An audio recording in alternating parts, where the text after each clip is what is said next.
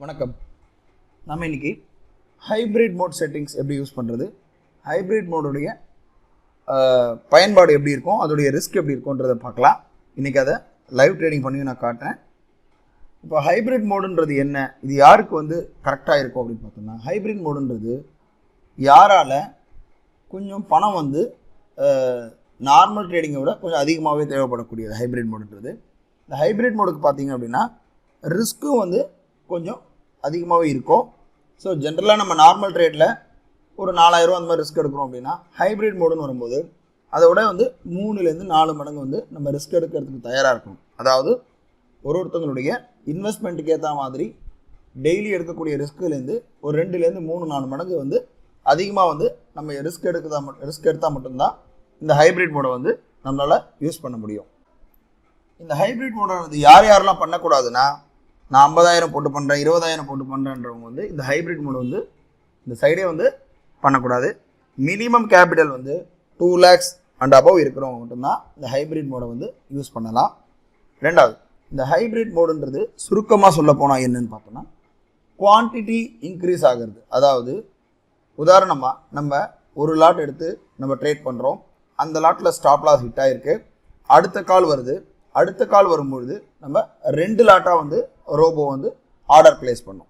Suppose 2வது லாட்டும் நமக்கு stop loss hit ஆகுது, திரும்ப பை கால் வருது, இல்லை திரும்ப ஸ்டாப் லாஸ் ஹிட் ஆகிட்டு அந்த செல் வந்த ரேஞ்சிலே செல் வந்த ப்ரைஸ்லேயே திரும்ப வந்தாலோ திரும்ப குவான்டிட்டி இன்க்ரீஸ் பண்ணிகிட்டே இருக்கும்.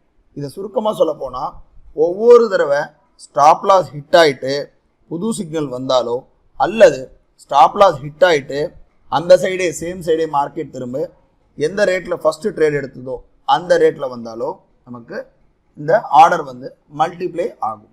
உதாரணத்துக்கு இன்றைக்கி இது ஃபஸ்ட்டு செல் கால் வந்திருக்கு, செல் கால் வரும்போது ரோபோ ஒரு லாட் எடுத்திருக்கு. அடுத்தது இங்கே நம்ம பார்க்குறோம், ஆர்டர் புக்கில் பார்க்கலாம், இங்கே நம்ம பார்க்குறோம் செல் கால் வந்திருக்கு, முதல்ல ஒரு லாட் எடுத்திருக்கு, அடுத்து ஸ்டாப் லாஸ் ஹிட் ஆகிட்டு திரும்ப பை கால் வந்திருக்கு. இப்போ இந்த இடத்துல 2 லாட் பை ஆகும். 2 லாட் பை ஆனதுக்கப்புறம் திரும்ப ஃபெயிலியர் ஆகி செல் கால் வந்திருக்கு, இந்த இடத்துல 3 லாட் ஷார்ட் அடிச்சிருக்கும், திரும்ப பை ஆகிருக்கு. இந்த 4வது சிக்னலில் 5 லாட் பை ஆகிருக்கு, 6வது சிக்னலில் திரும்ப 8 லாட் ஷார்ட் போயிருக்கு. ஸோ இந்த மாதிரி குவான்டிட்டி இன்க்ரீஸ் பண்ணிட்டு வர்றது பேர் தான் ஹைப்ரிட் மோட். இந்த மாதிரி இன்க்ரீஸ் பண்ணிவிட்டு இது எது வரையும் போயிட்டுருக்கோம் அப்படின்னா, நம்ம ஒரு ப்ராஃபிட் செட் பண்ணி வச்சுருக்கோமோ இல்லை ஒரு டார்கெட் செட் பண்ணி வச்சுருக்கோமோ அந்த டார்கெட் ரீச் ஆகிற வரையும் கண்டிப்பாக இந்த ஹைப்ரிட் மோட் மல்டிப்ளை பண்ணிகிட்டே இருக்கும். ஸோ இந்த ஹைப்ரிட் மோடுக்கு அந்த மல்டிப்ளை பண்ணுறதுல ஏதாவது நம்ம சீலிங் வைக்க முடியும்.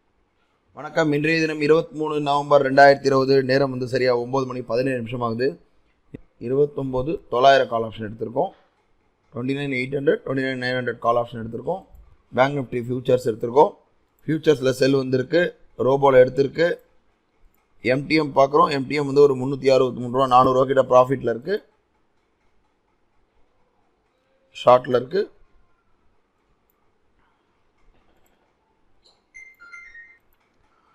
பார்க்குறோம் 29,800 கால் ஆப்ஷன்லையும் செல் வந்திருக்கு, ரோபோவில் எடுத்திருக்கு, அதே போல் நெஸ்ட்டில் எடுத்திருக்கு. எம்டிஎம் டோட்டலாக 1000 ரூபீஸ் கிட்ட மைனஸில் இருக்குது, வெயிட் பண்ணலாம்.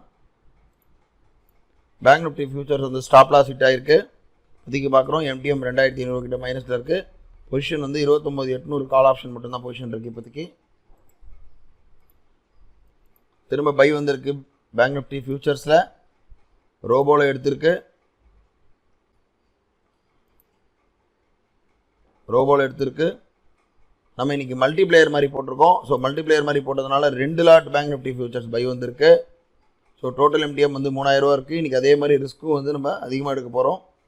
ஏன்னா இப்போ பேங்க் நிஃப்டியோடைய ரேஞ்ச் பார்க்குறோம், 30,000 கிட்ட வந்திருக்கு. ஸோ 30,000 கிட்ட வரும்போது அதுக்கேற்ற மாதிரி தான் ரிஸ்க் அண்ட் ரிவார்ட் நம்ம ப்ளே பண்ண முடியும். ஸோ அதனால் நம்ம மல்டிப்ளேயர் போட்டிருக்கோம், மல்டிப்ளேயர் போட்டு தான் எடுக்கிறோம்.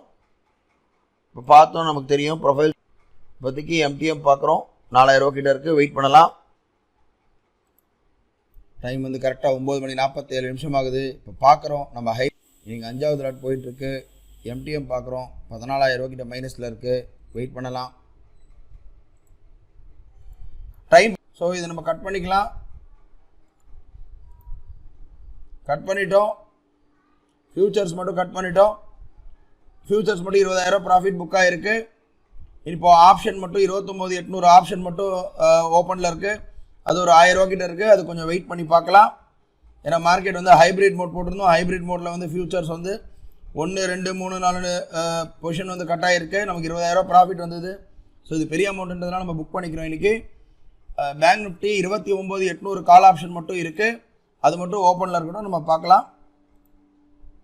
ஓகே, இன்றைக்கி வந்து ஹைப்ரிட் மோட் பற்றி வந்து நம்மக்கிட்ட கேட்டிருந்தாங்க மக்கள். அந்த ஹைப்ரிட் மோட் தெரியறதுக்காக மட்டும்தான் வந்து இன்றைக்கி நம்ம வந்து இந்த ட்ரேடை வந்து பண்ணி காமிச்சோம்.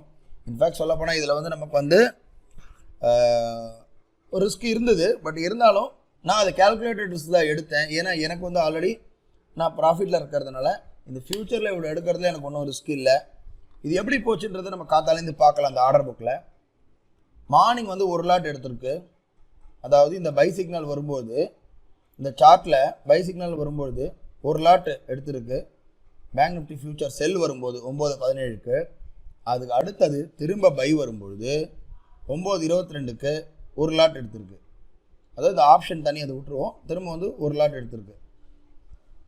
அதுக்கப்புறம் திரும்ப செல்லு வரும்போது 2 லாட் ஷார்ட் அடிச்சிருக்கு. ஃபியூச்சர்ஸில் திரும்ப செல் வரும்போது 2 லாட் ஷார்ட் அடிச்சிருக்கு.